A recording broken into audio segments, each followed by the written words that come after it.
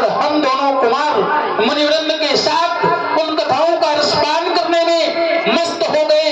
हमें समय और बेला का ज्ञान ही नहीं रहा कि ये समय तो शनि शनि संध्या काल का व्यतीत होता चला जा रहा है। हमारे गुरुदेव भगवान ने विचार किया यदि सही समय पर मैंने अपने शिष्यों को आदेशित नहीं किया तो ये संध्या काल छूट जाएगा।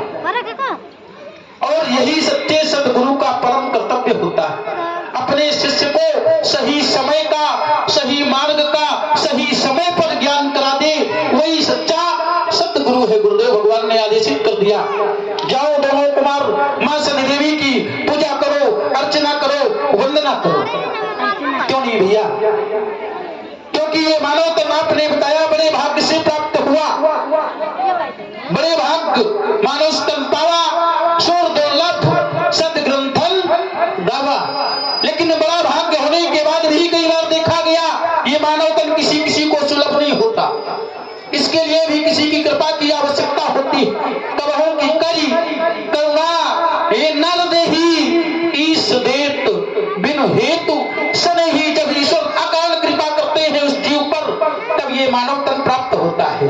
और ये मानव तन ऐसा नहीं है साधन धाम मोक्ष कर द्वारा पाई न जेही परलोक सवारा। इस शरीर को प्राप्त कर लेने के बाद जिसने केवल इस लोक में सुख भोग और ऐश्वर्य को ही प्राप्त किया, सत्संग कथा भजन से मुख को मोड़ लिया, सो परत्र दुख पावई सिर धुन धुनी पछताई।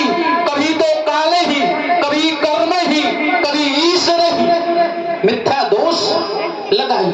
जिसने केवल विषयों में ही मन दिया, सांसारिक विषयों को भोगता रहा, तो वो मानो अंत में केवल पश्चाताप के आंसू बहाता है। कभी कहता है मेरा समय ठीक नहीं चल रहा, कभी कहता है विधाता मुझसे वाम हो गया, कभी कभी तो सीधा ईश्वर पर ही आरोप लगा देता है, अरे भगवान का मैंने क्या बिगाड़ा था जो मेरे साथ ऐसा हो रहा है। काहू नको सुख